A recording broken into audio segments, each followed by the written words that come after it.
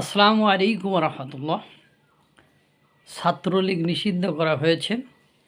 ছাত্রলীগের নেতাকর্মীদেরকে গ্রেপ্তার করা হচ্ছে। লিস্টেড নেতাকর্মী, পোস্টধারী নেতাকর্মী, তাদেরকে গ্রেপ্তার করা হচ্ছে। তারই ধারাবাহিকতায় ঢাকা বিশ্ববিদ্যালয়ের ছাত্রলীগের নেতা সৈকতকে গ্রেপ্তার করা হয়েছিল। আজকে যখন আন্তর্জাতিক অপরাধ ট্রাইব্যুনালে না কোন এক আদালতে, অর্থাৎ গাজীপুরে মনে হয় আদালতে যখন তাদের তোলা হয়, তখন সেখানে শাহজাহান খান, পলক, জুনায়েদ আহমেদ পলক, হাসানুল্লাহ ইনু, মেনন, মানে সকলে নেতাকর্মীরা যারা আটক হয়েছে, গ্রেপ্তার হয়েছে, তারা সাথে ছিল। কিন্তু ছাত্রলীগ নেতা সাহসিকতার সাথে যে বক্তব্য দিল, তাতে মনে হলো এদেরকে আপনি কিভাবে থামাবেন?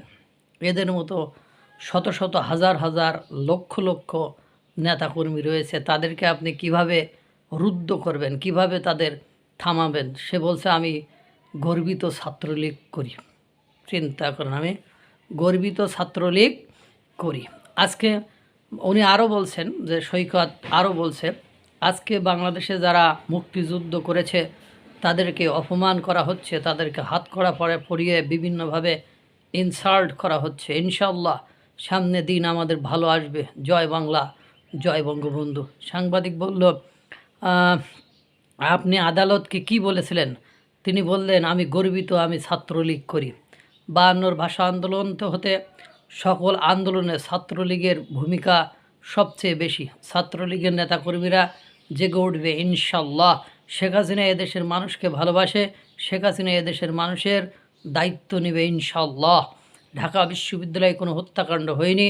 কোনো হত্যাকাণ্ডে জড়িত না হয়েও আমি ছাত্র হওয়ার পরও আজ এখানে এসেছি বা এখানে আমাকে হাজিরা দিতে হয়েছে। এটা তো আইনের শাসন হতে পারে না। তেমনি দেখেন, সারা বাংলাদেশের ছাত্রলীগ নেতাকর্মীদের যাদেরকেই গ্রেপ্তার করা হয়েছিল, এর আগে আপনারা জানেন রাজশাহী এক নেত্রীকে গ্রেপ্তার করা হয়েছিলেন।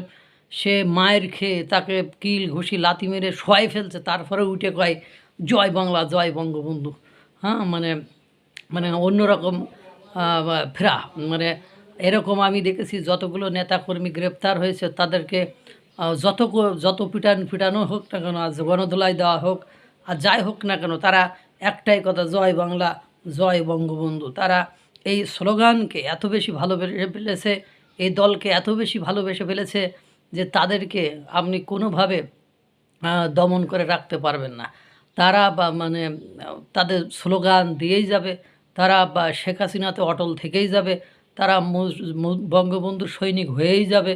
তাদেরকে কোনোভাবে ওই পথ থেকে ফিরিয়ে আনা, রুদ্ধ করা তাদেরকে সম্ভব নয়। পাশাপাশি শাহজাহান খান তিনি বলেছেন, বিএনপি জামাতের বিচারের পর শেখ হাসিনার বিচার করতে হবে।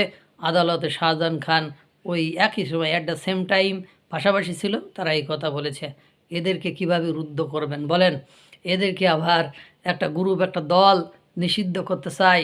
একটা দল নিষিদ্ধ করা এত সহজ হলে অনেক আগেই অনেক দল নিষিদ্ধ হয়ে যেত। আল্লাহ তাআলা সকলকে ভালো রাখুক, সুস্থ রাখুক। আসসালামু আলাইকুম রহমতুল্লাহ।